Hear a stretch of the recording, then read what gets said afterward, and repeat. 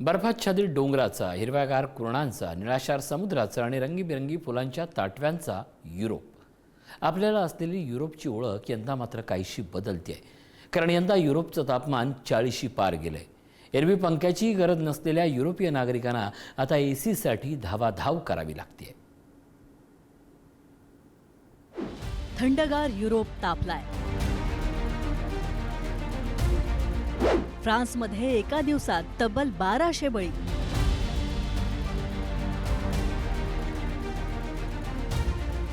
सौदीमधल्या मक्केपेक्षा सुद्धा पॅरिसचं तापमान अधिक. जागतिक तापमान वाढीचा मोठा फटका युरोपला यंदा सुद्धा बसतोय. युरोपात उष्णतेच्या लाटेचा अक्षरशः कहर हा कायम आहे. कुठे उष्णतेनं रस्त्याला भेगा पडल्यात, तर कुठे रेल्वेचे रूळच तडकले गेलेत, तर कुठे रस्त्यावरचे सिग्नलच वितळून गेलेत. फायर ब्रिगेड तर हवेत लागलेली ही तापमानाची आग विझवण्यासाठी शहराच्या चौकाचौकामध्ये पाण्याचे फवारे मारत सुटले. नागरिक तर नदी, तलाव, स्विमिंग पूल जिथे दिसेल तिथे पाण्यात उड्या मारून आपल्या शरीराचा दाह कमी करण्याचा, शांत करण्याचा प्रयत्न करताना दिसतायत.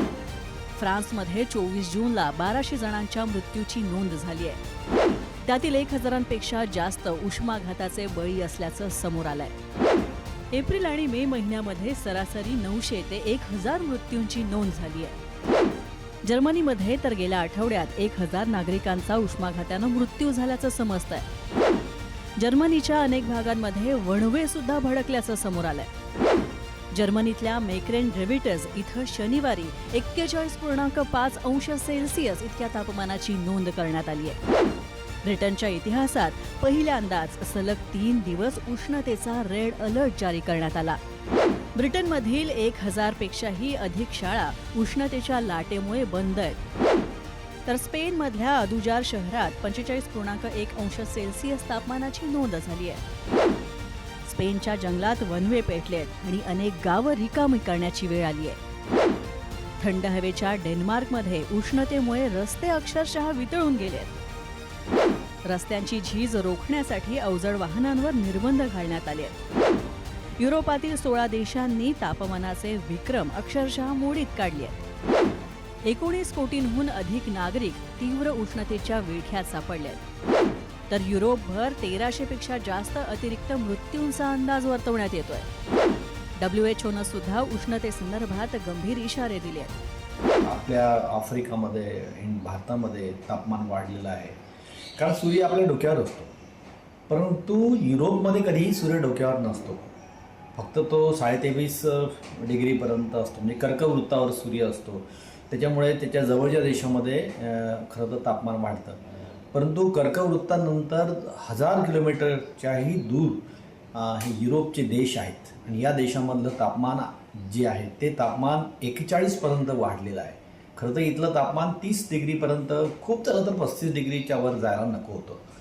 परंतु एकूणच संपूर्ण पृथ्वीच्या ज्या हवामानामध्ये झालेला बदल किंवा पृथ्वीचा जो आपला पहिला जो आवरण आहे त्या आवरणामध्ये झालेला बदल याचं कारण आहे की युरोपमध्ये पण तापमान आता वाढलेलं आहे. युरोप हा जगातला सगळ्यात मोठा वेगानं तापणारा खंड आहे.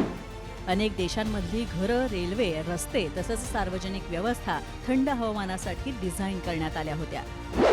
त्यामुळे 40 अंश सेल्सिअस तापमानाचा फटका इथं अधिक वेगानं बसतो.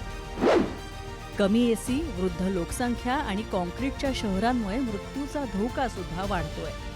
युरोपातल्या टोलेजंग इमारती आणि त्यांची काचेची तावदानं आणि सर्वत्र उभं असलेलं कॉन्क्रीटचं जंगल, युरोपीय माणसाची वाढलेली क्रयशक्ती आणि पर्यायानं वाढलेली कार्बन फूटप्रिंट हे माणसाचंच पाप. आता हेच पाप माणसांच्याच बोकांडी येऊन बसलंय. काल परवापर्यंत जंगलात लागणारे वणवे हे माणसाला शहाणं करण्यासाठीचे इशारे होते.